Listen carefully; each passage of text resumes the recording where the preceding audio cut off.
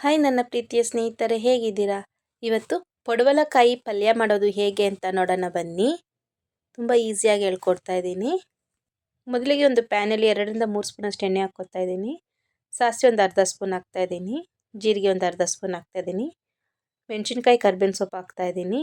ಈರುಳ್ಳಿ ಹಾಕ್ತಾ ಇದ್ದೀನಿ. ಹಾಕ್ಬಿಟ್ಟು ಚೆನ್ನಾಗಿ ಫ್ರೈ ಮಾಡ್ಕೊಳ್ಳೋಣ ಬ್ರೌನ್ ಆಗೋವರೆಗೂ. ಈಗ ಟೊಮೆಟೊ ಹಾಕ್ತಾ ಇದ್ದೀನಿ. ಹಾಕ್ಬಿಟ್ಟು ಮತ್ತೊಂದು ಸಲ ನೀಟಾಗಿ ಮಿಕ್ಸ್ ಮಾಡ್ಕೊಳ್ಳೋಣ. ಚೆನ್ನಾಗಿ ಫ್ರೈ ಆಗಬೇಕು.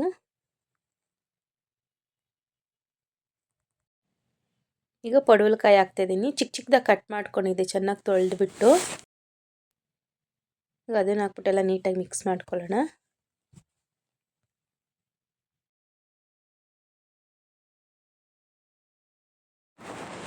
ರುಚಿಗೆ ತಕ್ಕಷ್ಟು ಉಪ್ಪು ಹಾಕ್ತಾಯಿದ್ದೀನಿ.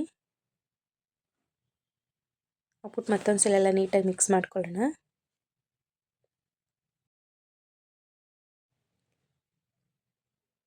ಎಲ್ಲ ಚೆನ್ನಾಗಿ ನೋಡಿ, ಚೆನ್ನಾಗಿ ಈ ಥರ ಬೆಂದಿದೆ. ಈಗ ಧನಿಯಾ ಪುಡಿ 1 ಸ್ಪೂನ್ ಹಾಕ್ತಾಯಿದ್ದೀನಿ. ಖಾರದ ಪುಡಿ ಅರ್ಧ ಸ್ಪೂನ್ ಹಾಕ್ತಾಯಿದ್ದೀನಿ. ಗರಂ ಮಸಾಲ ಅರ್ಧ ಸ್ಪೂನ್ ಹಾಕ್ತಾಯಿದ್ದೀನಿ. ಅರಿಶಿನ ಪುಡಿ 1/4 ಸ್ಪೂನ್ ಹಾಕ್ತಾಯಿದ್ದೀನಿ. ಹಾಕ್ಬಿಟ್ಟು ಮತ್ತೊಂದು ಸಲ ಎಲ್ಲ ನೀಟಾಗಿ ಮಿಕ್ಸ್ ಮಾಡ್ಕೊಳ್ಳೋಣ. ಒಂದು 5 ನಿಮಿಷ ಹಸಿ ವಾಸನೆ ಹೋಗೋವರೆಗೂ ನೀಟಾಗಿ ಹಿಂಗೆ ಫ್ರೈ ಮಾಡ್ಕೊಳ್ಳೋಣ. ಈಗ ಕೊತ್ತಂಬರಿ ಸೊಪ್ಪು ಹಾಕ್ತಾಯಿದ್ದೀನಿ. ಹಾಕ್ಬಿಟ್ಟೆಲ್ಲ ನೀಟಾಗಿ ಮತ್ತೊಂದು ಸಲ ಮಿಕ್ಸ್ ಮಾಡ್ಕೊಳ್ಳೋಣ.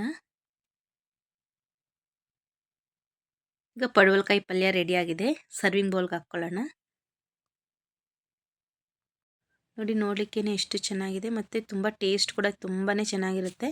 ಚಪಾತಿಗೆ, ದೋಸೆಗೆಲ್ಲ ತುಂಬ ಚೆನ್ನಾಗಿರುತ್ತೆ ಮತ್ತು ರೈಸ್ ಜೊತೆ ಕೂಡ ನಾವು ಮಿಕ್ಸ್ ಮಾಡ್ಕೊಂಡು ತಿನ್ಬೋದು. ತುಂಬಾ ಚೆನ್ನಾಗಿರುತ್ತೆ.